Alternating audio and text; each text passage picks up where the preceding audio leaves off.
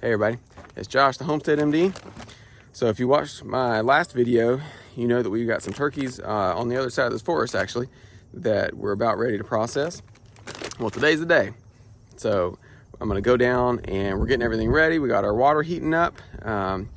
Amy, my wife, she's washing the tables, getting everything ready. So why don't y'all come along and we'll show you how it all goes. So first, when we bring them down here, we'll go into this scalder. It's just a turkey propane fryer with, I think it's a 30-gallon bucket.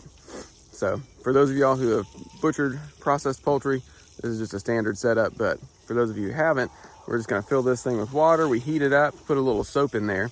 And what that does is it relaxes the hair follicles, or I guess the feather follicles, and allows the bird to be plucked easier. So everybody's dead when they go in there, nobody's live. Nobody feels any burning water or anything. Then we come over here to the plucker, and these rubber fingers, the drum rotates, there's water spraying, and the rubber fingers will pluck off the feathers. And then we're gonna come over here to the evisceration table. Everybody's gonna take off the legs and the necks and take out the guts and everything. And intermittently we've got some wash buckets that we're just gonna rinse off everything and keep it clean. And then they'll go on this stand here that I made to dry, and we'll put them in bags, and that'll be that. So we'll show you how it goes, and we'll talk after. So everybody's in the cooler now. We got 10 turkeys here in the cooler. It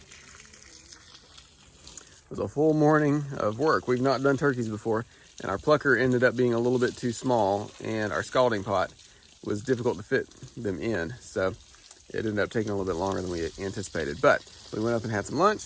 Now we're getting the tables all cleaned off, and we're gonna do quality control, get everything cleaned up and packaged. So we'll show you how all that goes. We decided not to video the actual dispatch and the breaking down of the birds, just because YouTube kind of gets a little bit weird about those things, but we'll show you from here on out. And then afterwards, we'll talk about all of our setup and everything.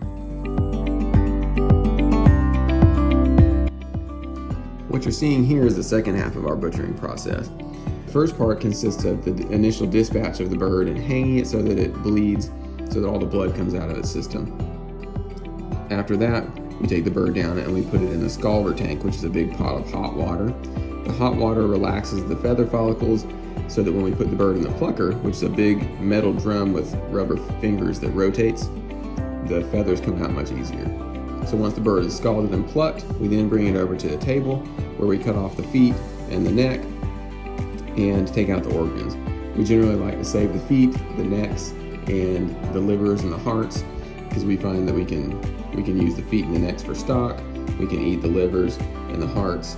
Some people will actually eat the gizzards. We don't usually eat those. But at that point, we put the bird in a chill tank. After rinsing, making sure everything's clean, we put it in a chill tank. Usually we go eat lunch, and then we come back down and do what you're seeing now. So as you're watching us now, we're bagging these birds in shrink bags. So what you're seeing now is the final step in our process, which is just the quality control step.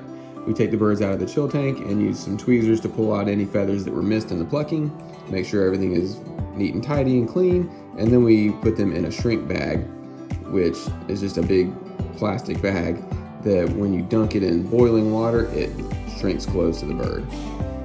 And at that point, we put them in the fridge for 3 days, and they're good to go. So I'm driving down here to the barn this evening, and look at that.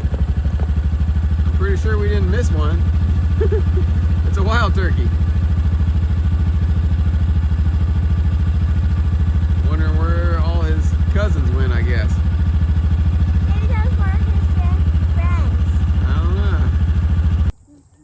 Well, I guess that's that. So we got everybody all bagged up. Me and Aiden, or my main man, are down here just kind of doing a little cleanup. So I think as a kind of a wrap up, my concerns were well founded.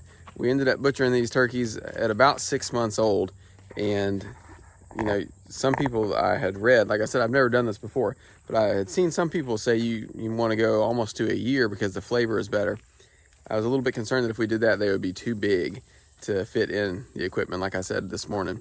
And I think that was a well-founded concern, because, so, you know, they're 6 months old. We didn't weigh any of them, but it was really hard. We were using that turkey fryer bucket back there. It was really hard to get them all the way submerged to scald them.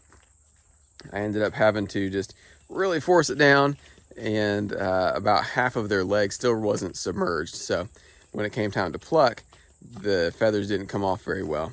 And then the plucker, obviously, you know, it's in pieces over here now, kind of drying out from being cleaned, but they just didn't get tossed around very well, and it wasn't an efficient pluck. So moving on, if we decide to do turkeys again, I suppose we'll have to get turkey sized equipment, or rent some or something like that, you know. And then another thing that I hadn't even thought about until it came time to butchering is we had 4 white turkeys and we had 6 standard bronze turkeys. Standard bronze, the feathers are much more obvious when you don't get them all the way picked, and even if you do get them mostly picked, sometimes there's a little bit of pigment that leaks out and that kind of stains the skin. So I've read that once you cook it, that you can't see it, but before you cook it, you can see it, and it's just not as clean looking of a product. It's not dirty, it's not bad to eat, but it's just not as visually pleasing. So moving forward, I'm not sure if we'll keep doing turkeys. I suppose it depends on what the demand for turkeys is.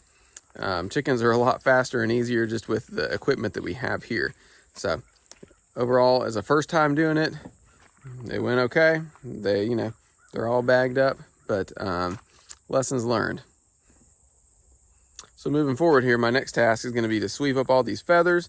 You know, we're going to try to have as minimal waste as possible. We want to use as much as we can to close that loop, so that we're all the inputs, all the energy that comes onto the farm goes into creating output for the farm.